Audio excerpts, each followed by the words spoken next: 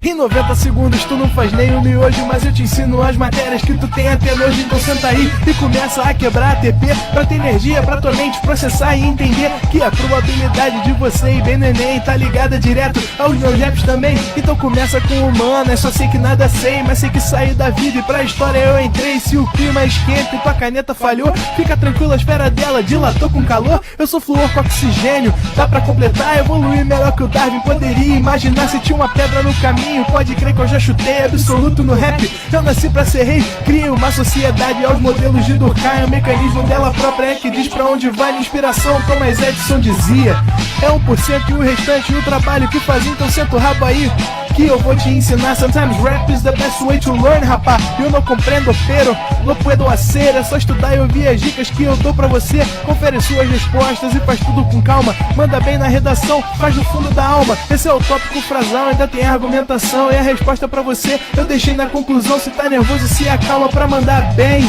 E se liga nos vídeos que eu te preparo pro Enem.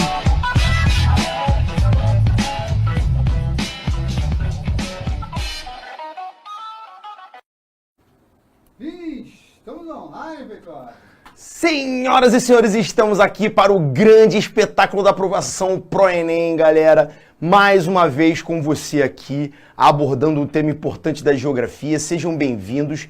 E hoje é aquela aula que é aula dramática, é aula pra gente aqui chorar nossas pitangas como brasileiros, que é aula de transporte, aula de infraestrutura, aula que a gente lembra das tormentas nos ônibus, nos trens, em todos os coletivos aí do Brasil, que a gente fica sempre engarrafado, sempre numa situação de esgoelamento, né, de saturação, e aqui a gente vai entender um pouco o porquê disso. E o mais importante, não apenas você vai entender a questão associada à sua qualidade de vida urbana, mas principalmente como este elemento é um elemento estratégico dentro da economia dos países, pouquíssimo tratado como tal, esquecido das nossas requisições como cidadãos, como eleitores, no momento em que vamos buscar melhorias nesse sentido, né? Claro que a gente pede, né, um ônibus melhor, um trem melhor, um metrô melhor, mas tem muito mais do que isso. A gente vai ver que o transporte, uma vez sendo fluido, uma vez sendo moderno, dinâmico, interconectado, ele é capaz de produzir crescimento econômico, gerar emprego, melhorar condições de inflação. Gente, você nunca imaginou que esse tema fosse tão importante na sua vida, tal como a gente vai ver hoje. Então, vamos lá começar. Primeiro, Conceituando, né, gente? É sempre fundamental na geografia a gente começar pelos conceitos. O aluno, ele às vezes quer entender o complexo, o exótico, o diferente, mas ele precisa primeiro entender como são as classificações dos assuntos que ele está estudando.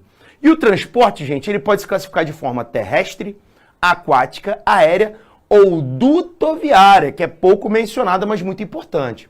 Os transportes terrestres, como o nome sugere, são realizados por terra. Importante a gente lembrar que as rodovias são muito presentes, né, sobretudo no Brasil, nessa questão viária.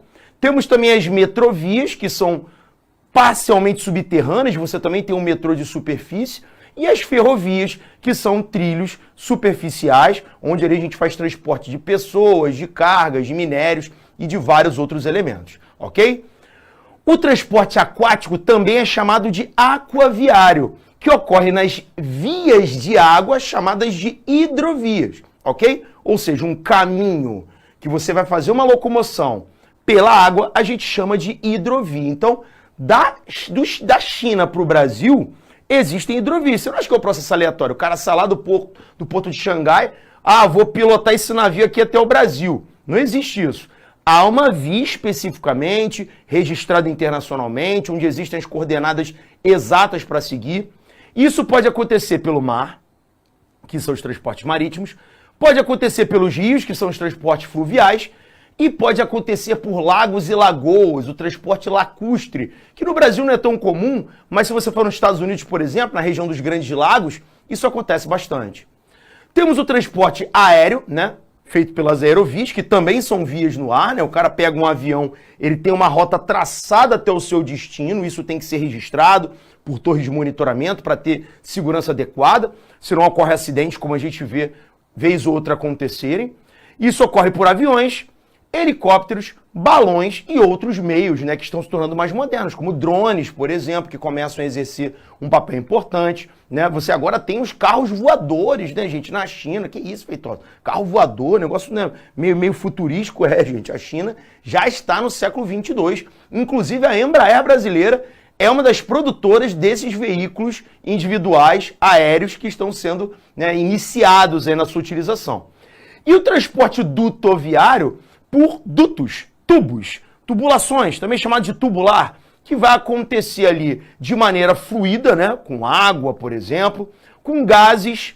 Você pode transportar petróleo, por exemplo, também, e até mesmo em alguns casos, como se usa nos Estados Unidos, para transporte de grãos. Eles usam sistemas de pressão, onde a gente transporta ali trigo, né, cevada, soja, que vão ali num sistema de, né, impulsionamento por dutovias, né, algo bem moderno e interessante.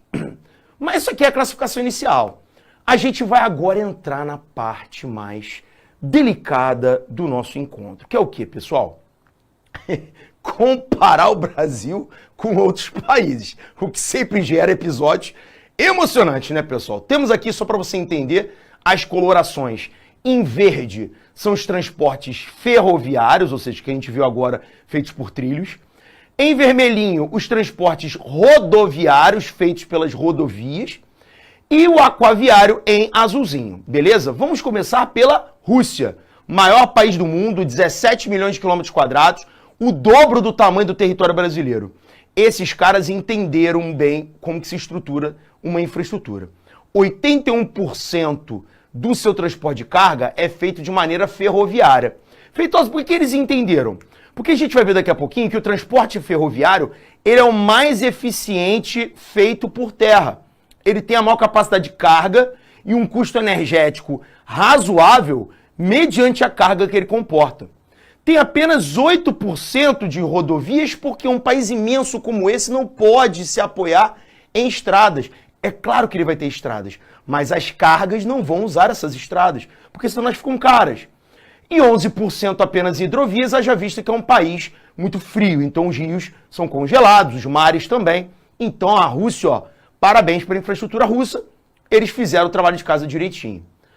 O Canadá tem 46% de transporte por trilhos, 43% de transporte por rodovia. Você vai falar, pô, Feitosa, o Canadá é grande, tá usando muita rodovia.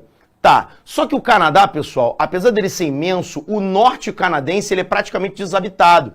Então a galera vive naquela faixa sul, próxima aos Estados Unidos. Então, para aquela rapaziada que mora ali mais concentradinha, o transporte rodoviário funciona, porque são distâncias menos longas no percurso. Haja visto que o Canadá tem apenas 35 milhões de pessoas, então é uma população pequena. E 11% apenas em hidrovias, né? Mas existe ali alguns rios importantes, como o São Lourenço, né? Por exemplo, que são, né, significativos. Na Austrália, gente, 43% no ferroviário, 53% no rodoviário. Opa, Feitosa, deu um alerta aqui. Rodovia comporta pouca carga. A Austrália é muito grande. Está transportando demais por rodovia. Mas peraí, a Austrália, assim como o Canadá, tem uma população pequena, de 25 milhões de habitantes aproximadamente, que mora numa faixa territorial específica ali no leste e no oeste do país. Então, você não tem, gente, essa população tão espalhada no território. Consequentemente, dá para usar a rodovia, porque os percursos são mais curtinhos. Vão usar só 4% de hidrovia, Feitosa? Por quê? Porque a Austrália é desértica, né, gente? O interior da Austrália, o Outback, né, australiano, é uma área muito seca. Então você não tem tantos rios navegáveis dessa forma. Agora, United States fez o trabalho de casa direitinho. Olha aqui, ó. 43 pelo trilho, 32 pela estrada, 25 pelos barcos. Gente, é quase um terço, um terço, um terço. Quando eu tenho essa distribuição mais parelha, significa que eu tenho uma ampla oferta de meios de transporte. E isso permite que eu tenha um barateamento do custo do meu transporte, do meu frete final. O produto fica mais barato. Ah, Feitosa, eu só compro produtos com frete grátis. Eu sou muito malandro. Eu entro no iFood, eu vejo frete grátis. Eu entro no Shopee, na Shein, eu vejo frete grátis. Isso não me atinge. Galera, tem muita coisa gratuita nesse mundo. Frete nunca será. Galera, se você está vendo frete grátis, o preço do frete já está embutido no teu produto. Pode crer nisso. Então não existe esse negócio de frete grátis. Isso é pura propaganda para atrair o seu consumo. Pô, né não, mestre? O motoboy, no caso, ele fica ali suando para conseguir fazer um mínimo de valor, porque as companhias não querem pagar o frete adequado. Lembrando que os caras usam combustível fóssil, que é caro também, usa o seu próprio equipamento. Então tem uma série de coisas aí. A China, 37% pelo trilho, 50% pela estrada e 13% pela água. A China está num processo de estadunização, né? Ou seja, ela está tentando trazer mais para cá, como a gente vai ver daqui a pouquinho, tá tentando aumentar aqui e diminuir essa dependência. Agora, amores, olhe para isso aqui embaixo, ó. O Brasil, ele usa 58% da sua carga em rodovias, que a gente vai ver que é o mais caro dos transportes. Apenas 25% no trilho e um país com tantos rios, apenas 17% pela água, pessoal. Então isso aqui é uma grande temeridade que a gente chama aí na economia de rodoviarismo. O Brasil ele é ultra dependente do modal rodoviário. O que faz, galera, com que qualquer problema em relação ao rodoviário, como greve de caminhoneiros, estradas que têm algum tipo de danificação, aumento do custo do combustível, faz com que os produtos imediatamente fiquem mais caros. Então isso é um problema estrutural brasileiro gravíssimo, que a gente não quantifica, a gente não leva para as nossas requisições políticas. Isso é importante. Tem eleição, sai eleição e você não tem um posicionamento firme a respeito de política e de transporte. A última grande intervenção de transporte no Brasil foi nos anos 60, 70. Então o Brasil está defasado, galera. E é aí que a gente entra numa parte mais dolorosa. Mas isso aqui eu vou deixar para depois. Isso aqui eu de propósito vou deixar para depois. Não vou ver aquilo agora não. Eu vou vir primeiro para cá, porque esse quadro aqui ele vai deixar você bolado junto comigo. Mas eu quero que você olhe aqui para mim, analisando o consumo de energia e a capacidade de carga dos modais. O que são os modais? Os meios de transporte. Eu acabei de falar para você que países muito grandes não devem usar tanto transporte rodoviário. Falei para você que a Rússia fez o trabalho de casa direitinho, porque ela é grande e usa muito bem seus trilhos. Por que eu estava falando daquilo? Olha para cá. Consumo de óleo diesel por tonelada em cada quilômetro rodado, tá? A rodovia, pessoal, transporta com 1 litro de consumo de óleo diesel 30 toneladas por quilômetro. A ferrovia, com 1 litro de óleo diesel, ela transporta 125 toneladas por quilômetro. Caraca, isso aqui é muita coisa, galera, é 4 vezes mais. A hidrovia com 1 litro transporta 575 toneladas por quilômetro. É claro, meus amores, eu não estou dizendo que isso aqui você vai usar para qualquer coisa. Como, né, o diretor falou, vou entregar pizza, entregar uma cervejinha ali do Zé Delivery. Eu não vou usar barco nem trem, eu vou usar o carro. Mas se eu estou pensando em países de dimensão continental, eu não posso jogar, gente, 58% da carga naquele que é o menos eficiente. Eu tenho que vir para cá e eu tenho que vir para cá. Entende por que os Estados Unidos, eu falei que eles fizeram o trabalho de casa direitinho?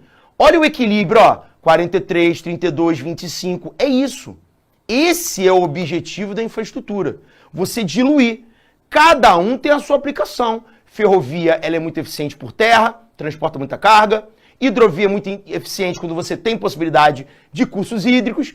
E a rodovia tem ali as suas vantagens também, né? Transporte dentro da cidade, entregas, serviços ali mais próximos. Mas você não pode se apoiar aqui, porque você está vendo, o custo-benefício ele é muito ruim, gente. E quando a gente vem para a infraestrutura, isso fica mais grave. Por quê? Aí agora eu vou explicar para você por que o Brasil constrói tanta estrada. Olha só, custo médio da construção de uma via, né? De um curso, né? Para você ter um fluxo ali. A hidrovia é barata, são 34 mil dólares por quilômetro. Só que eu não posso implantar hidrovia em qualquer lugar. A ferrovia é cara, gente. 1 milhão e 400 mil dólares por quilômetro, porque eu preciso colocar o trilho, fazer a terraplanagem, instalar a rede elétrica, criar todo um aparato de infraestrutura. É mais caro. A rodovia é 440 mil dólares. Pô, isso aqui, galera, é muito mais barato que isso daqui, né? Tô falando aqui de menos de 1/3 do valor de 1 quilômetro de uma ferrovia. Aí vagabundo faz o quê, meu irmão? Toma, bora. E estrada constrói rápido, né, gente? Estrada você mete um asfalto, passa o rolo compressor, joga ali a pintura, botou 3 postes, bota uma placa e inaugurou. Rodovia Thiago Feitosa. Eu sou o grande autor da rodovia, todo mundo me ama.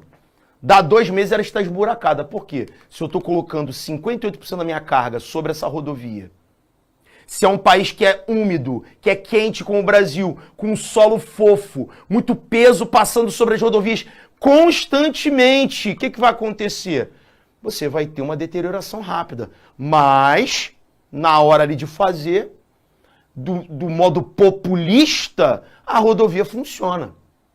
O custo relativo de manutenção da via, ele é alto, né? Perdão, da hidrovia é baixo, é proporção 1. Ferrovia é alto, eu vou precisar de técnicos, vou precisar, né, ali de engenheiros.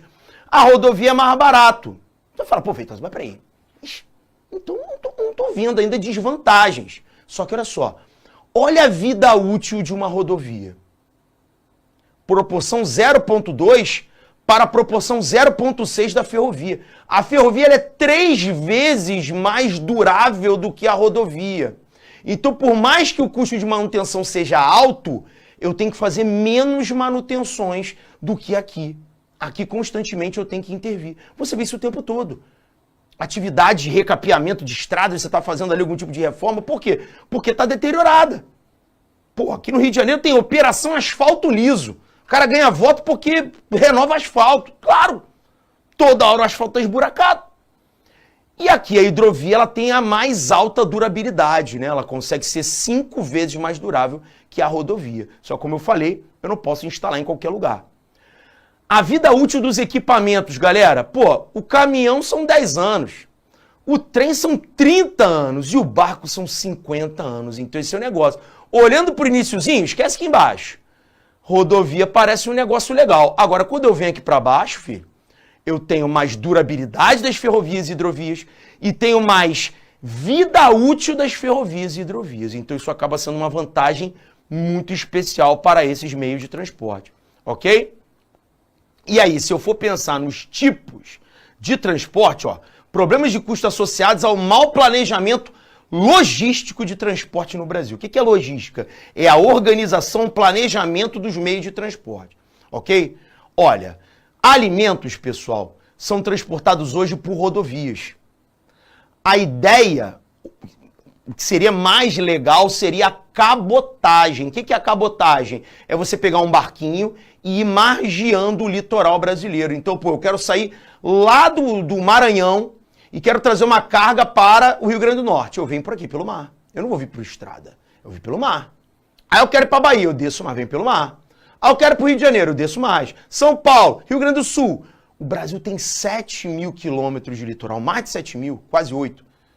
E a gente não aproveita essa linha de costa. A maioria das cidades da população estão próximas à linha de costa. Eu poderia usar melhor a margem brasileira e reduziria aqui em 20% o custo de transporte, caso isso fosse utilizado. O transporte de automóveis, né, carros novos, você vê aqueles caminhões cegonha, eles são transportados de caminhão e o ideal é o caminhão mesmo. Então, aí tudo bem. Agora, setor eletroeletrônico, eu uso o rodoviário e deveria também usar esse sistema de cabotagem, de margear o Brasil.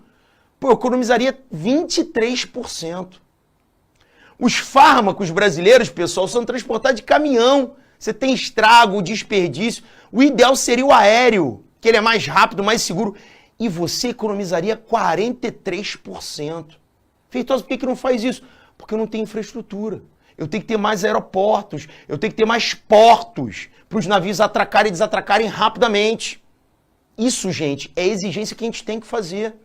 Olha o setor petroquímico. Eu transporto derivados petroquímicos de caminhão, irmão. Eu uso um caminhão para transportar petróleo e o caminhão queimar petróleo também. Gente, é uma parada que não faz sentido. Quando você teve greve dos caminhoneiros no Brasil, 2018, foi algo caótico. A gasolina começou a ficar exorbitantemente cara nos postos porque você não tinha abastecimento de combustível. E por que não tinha abastecimento? Porque quem trazia o combustível era o caminhão que também queima combustível. Pelo amor de Deus. E você economizaria 20% nesse processo. Aqui também poderia ter a dutovia, né? Tubulações também poderiam trazer economia, mas tem que instalar a dutovia.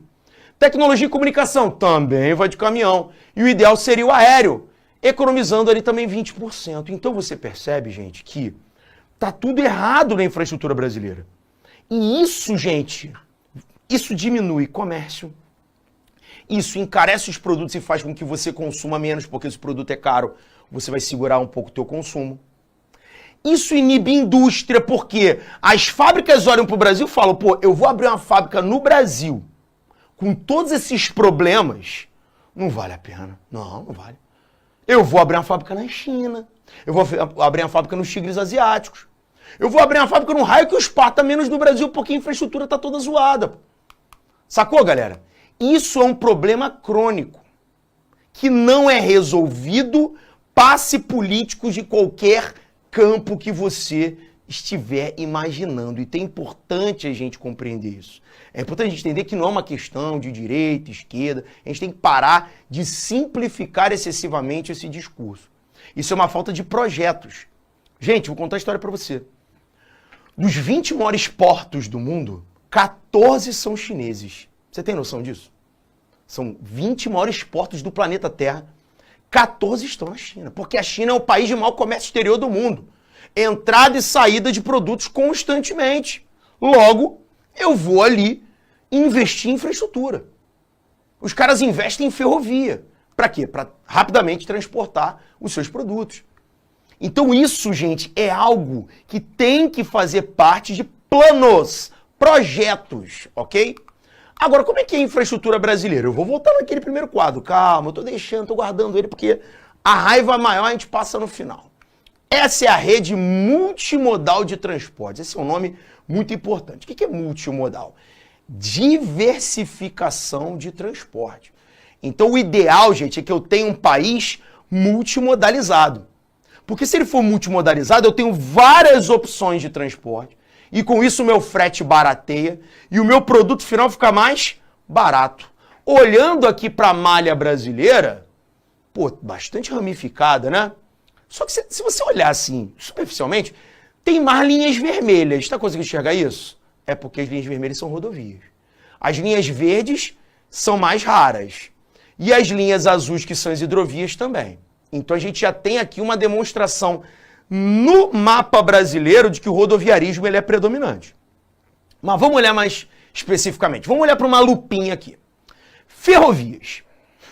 Vamos começar. A gente tem no Brasil aproximadamente 30 mil quilômetros de trilhos, ok? Dos quais 1.121 são eletrificados. Gente, isso é sacanagem, gente. 1.000 quilômetros apenas de 30 mil são eletrificados. Vê todos os que não são eletrificados. São trens de vapor. Famosa Maria Fumaça. Joga carvão e se movimenta. Primeira revolução industrial no Brasil chegou, hein? Ó, segura as pontas aí. Pô, gente, isso é vergonha. Isso é vergonha.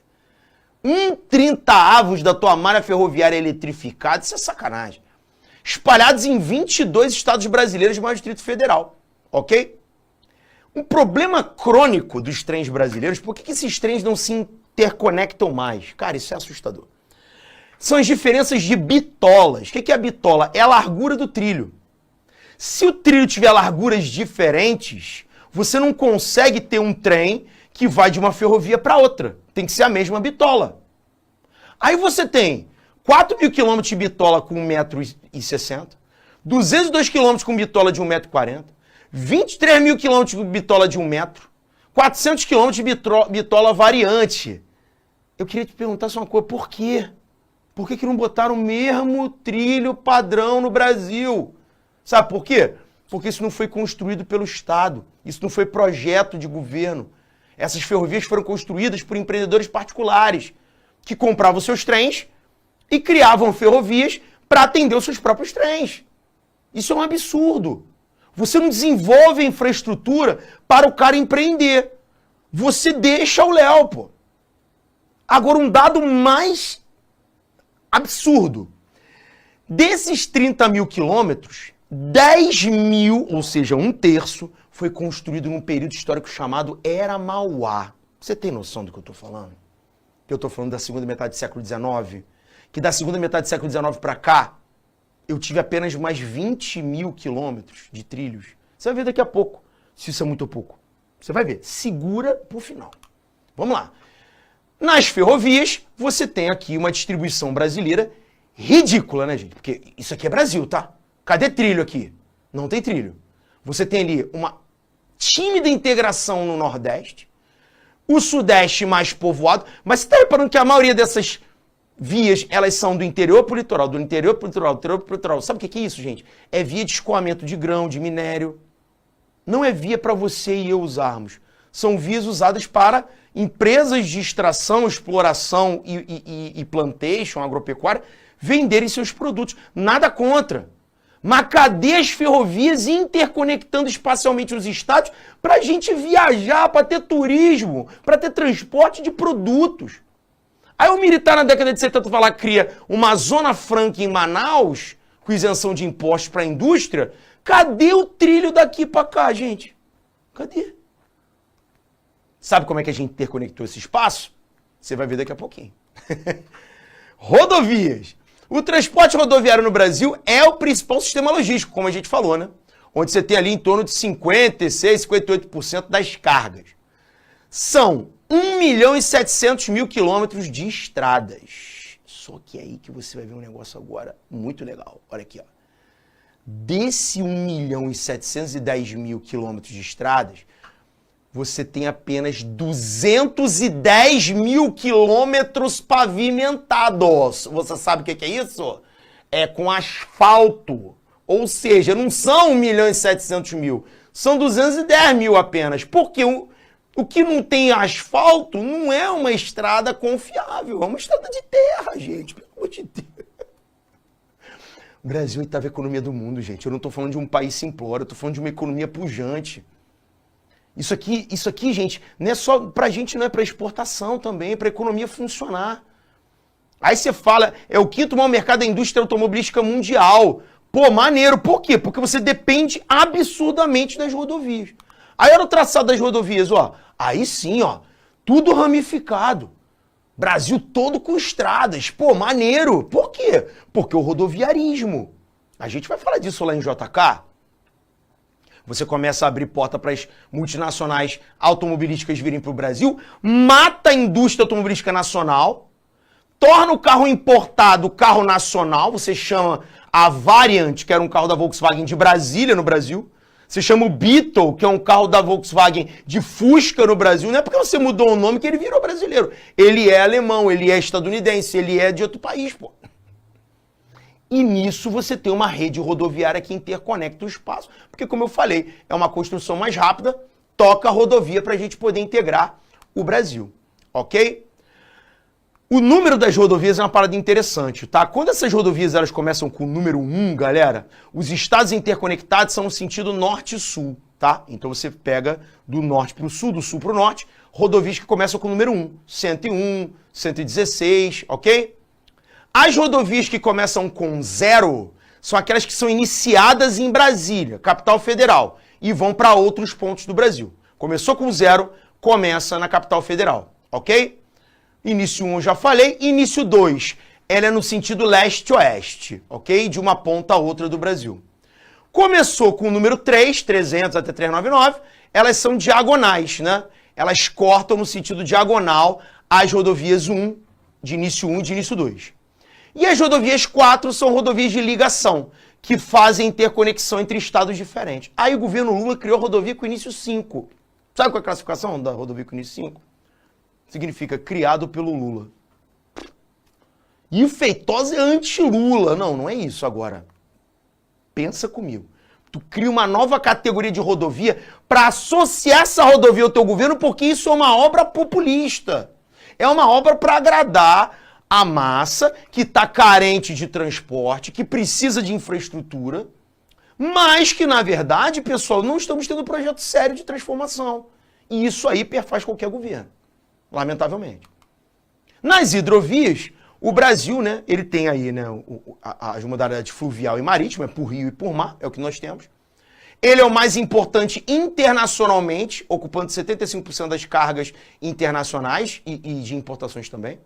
E como a gente falou, ele é o mais econômico, tem o melhor custo-benefício, ele polui menos o ambiente, né? Na Amazônia, por exemplo, ele é basicamente o único meio de transporte para se deslocar entre os mais de 25 mil quilômetros de rios que existem na Amazônia. Então, em alguns lugares, ele é extremamente importante. Agora, hidroviariamente, eu tenho poucos eixos. Eu tenho esse eixo aqui mais ao norte, né, que pega aquele canal ali do Rio Madeira, que vai do interior da Amazônia até ali o limite, né, em Rondônia. Tenho ali, né, pessoal, também ali no Rio Tapajós, onde eu também tenho produção hidrelétrica que é importante, ó, sempre fazendo interconexão dos rios com áreas de escoamento.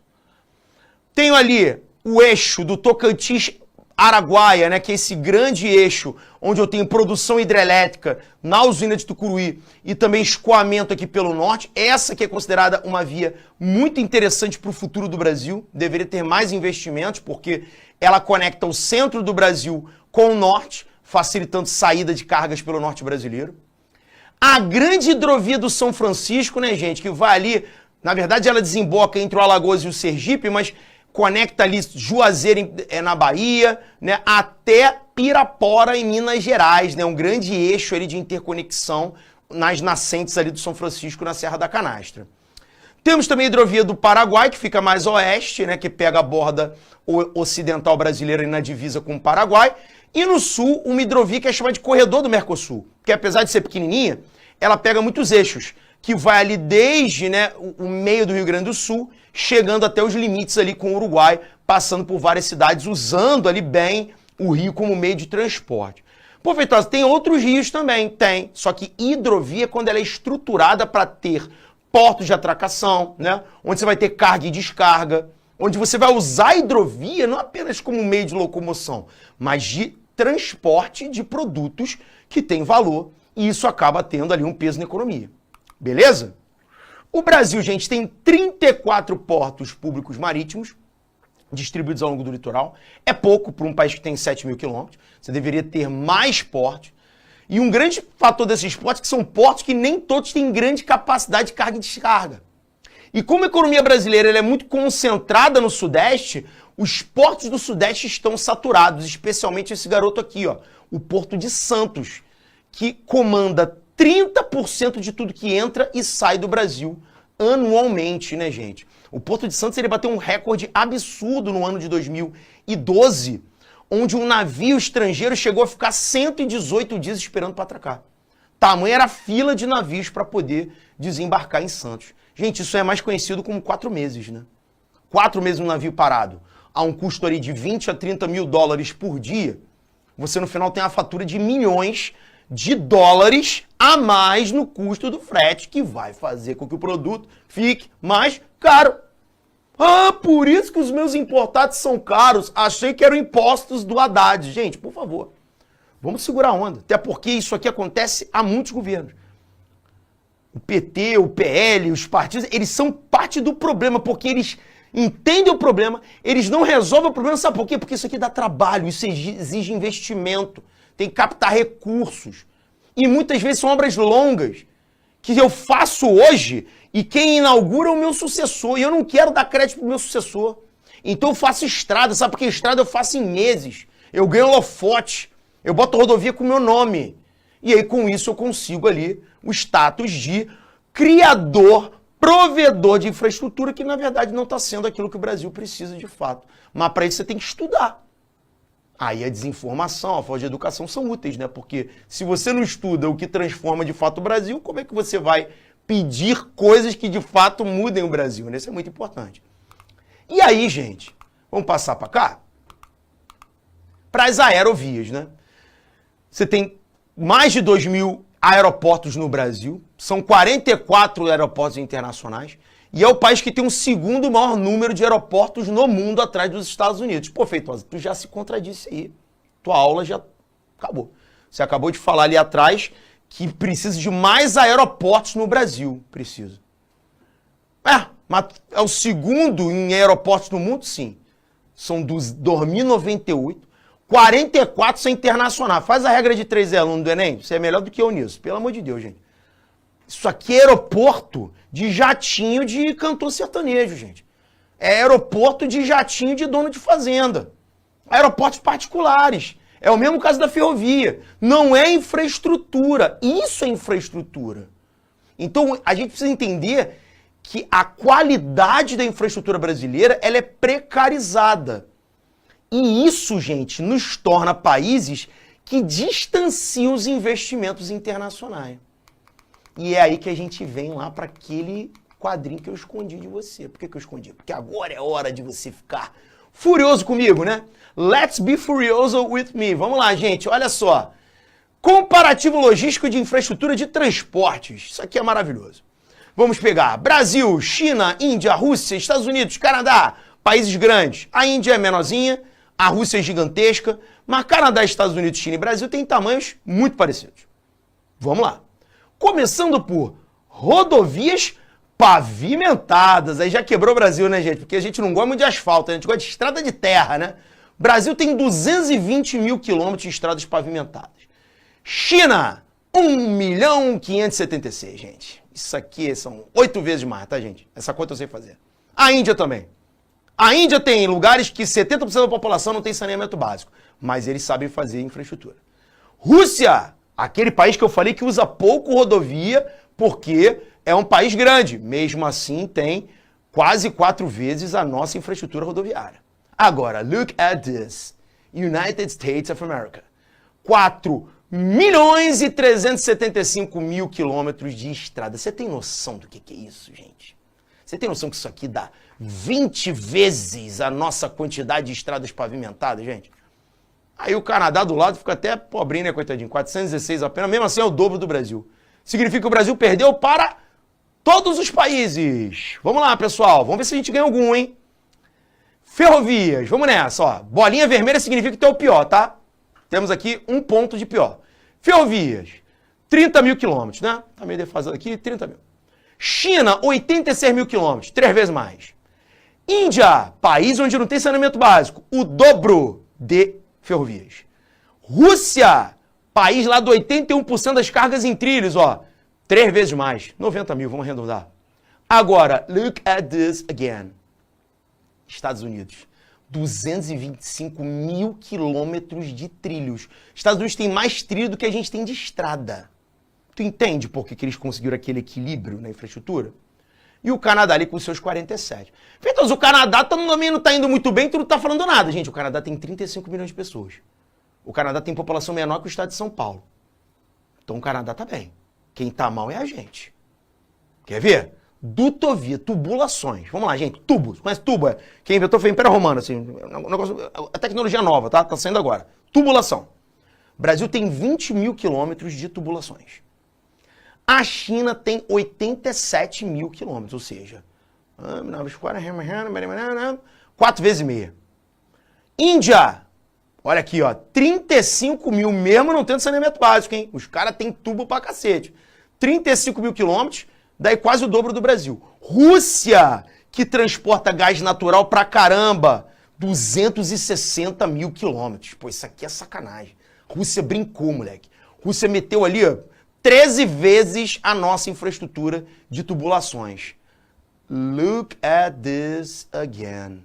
Estados Unidos, 2 milhões e 200 mil quilômetros de tubulação. Gente, eu não sei nem fazer essa conta que eu não sei. Acho que o Brasil tem menos de 1%, se eu não me engano. Me corrija se eu estiver errado. Da malha de dutos estadunidense. E o Canadá tem 100 mil quilômetros, 5 vezes mais que o Brasil. Na hidrovia, o Brasil tem 14 mil quilômetros. Opa, não somos o pior pela primeira vez. China é melhor, com 110 mil. Os chineses foram bem aqui. Como eu falei, eles estão investindo em infraestrutura, estão crescendo. Índia tem 15 mil, um pouquinho mais que o Brasil. Rússia, 102 mil. Olha, o país do inverno congelado eterno. Eles conseguem fazer 100 mil quilômetros de hidrovias, de vias de embarcações usando ali carga. Estados Unidos não vão ser líderes nesse quesito, vão ter 41 mil, mas lembra que eles têm 25% do transporte deles hidroviário, ou seja, eles têm pouca hidrovia, mas eles usam bem. E o Canadá, um país congelado, né, gente, tem 0,6 mil quilômetros, tem menos de 1.000 quilômetros de extensão de via, mas é um país que não dá para usar muito, porque tem uma ocupação muito ao sul, né? E os principais rios estão em áreas mais desabitadas no norte. Então, quando você faz esse comparativo, pessoal, o que você sai daqui hoje com o entendimento de que o grande problema brasileiro para o emprego, para custos em geral da produção, para picos inflacionários, isso tem a ver com infraestrutura.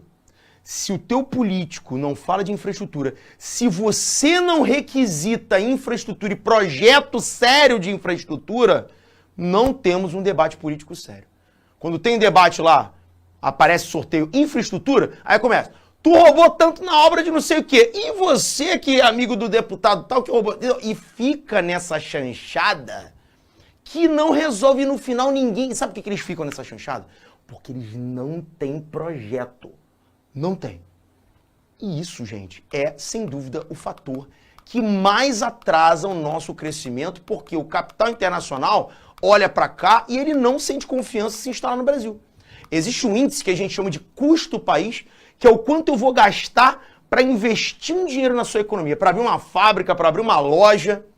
E esse custo contabiliza tudo, inclusive transporte. Se o Brasil tem um transporte ineficiente e caro, o nosso custo fica muito alto e isso inibe a chegada de novos capitais que poderiam gerar emprego e crescimento. Beleza, pessoal? Galera, um forte abraço e até a próxima. Valeu! Assista nossas aulas a hora que você quiser. Vem com o Pro, o cursinho online que mais aprova no Enem. Assine em proenem.com.br. We gotta celebrate the beauty of the world that keeps on giving.